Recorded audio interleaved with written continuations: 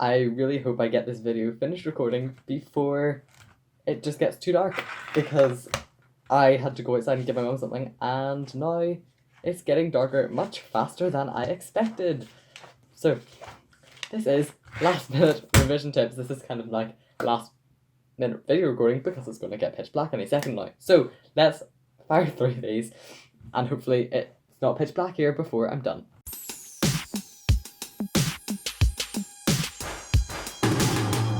So, you've done no revision on the exams tomorrow. What do you do? No, this is considering you have at least 2 hours, maybe even 3. At least 3 hours would be good. You can get this done in 3 hours, pretty much. So, I haven't even said hello. Hello everyone, and welcome back to my channel. It's me, Jude. This is a mess. Anyway, yeah, so if you want to be part of this mess, hit the subscribe button, hit the like button, and let's get straight into the video. So, number 1, go through the specification and test what you know. So say, let me pick up my pretend specification here.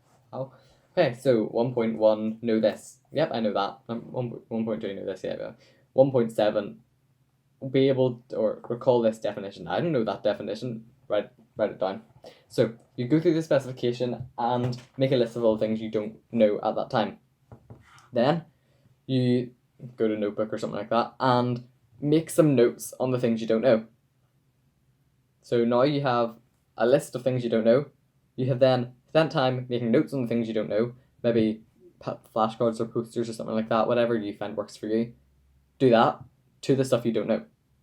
Then take maybe 10 minutes or 20 minutes just to like memorize them, or even just go over them a couple of times. That is step 1. So you have gone through the specification, you have made a list of things you don't know, you've made notes, and then you've learned them. So that's just focusing on the things you don't know, because if you're at this stressed out point and your exam's tomorrow and you haven't done any revision, you don't need to go over stuff you already know. There's no point in relearning the stuff you already know. You just need to go through the stuff that you don't already know. That's like the major thing. I cannot stress that enough. Number 2, now all these methods are actually very similar, but they all help collectively to get you the highest mark that you can get.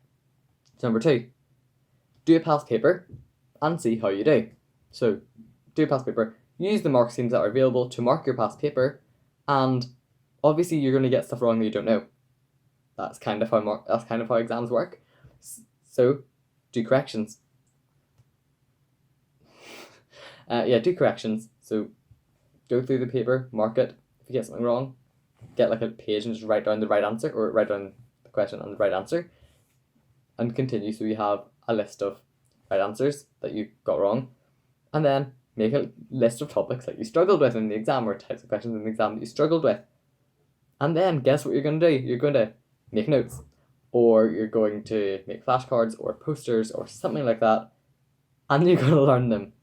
So you're doing a past paper, you're marking it, you're making a list of things you don't know, you're making notes, and you're learning them. They're getting even more exciting as you go along. That means that you've done, by the way, do it in exam conditions or do it under time conditions. That means you now know what could come up in the exam. You now know things you would struggle with if that exam was right then. Those are the things you would have got wrong. So you have a chance to correct them now. So then you learn them. You learn you like to look at the answers, go, okay, I know those right answers now. You learn the stuff that you struggled with. And yeah, now you know how to do those questions that you got wrong. Now you know the stuff that you didn't know from the specification. Step 3 is look through the textbook. So this is easy enough. You get your textbook.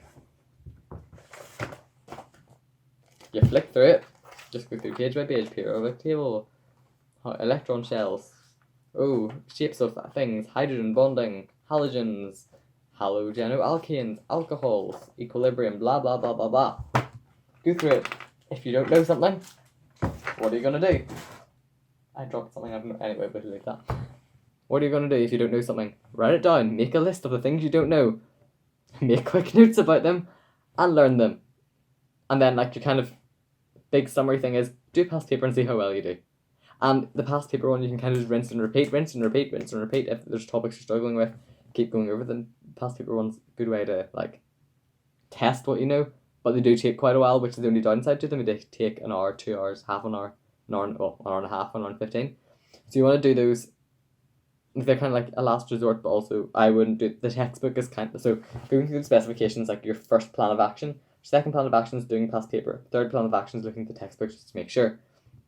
But the textbook is kind of like the lowest ranking one because it's better to look through the list specification because I've made that for people to look at. Yeah, then exams will test exactly what you do know and exactly what you don't know, and then make notes, learn them, maybe do a second past paper, and that should be you at least a lot better prepared than you were yesterday for your exam tomorrow. Or even if your exam's in like 2 weeks, do this. You'll get a massive boost. Or even if you have the time, you can spend a lot longer learning the stuff better, which is good. But yeah, hope you enjoyed these last minute revision tips, as this is me last minute recording because the sun is going down and it's about to be pitch black. Hope you enjoyed, and I'll see you all next time. Bye.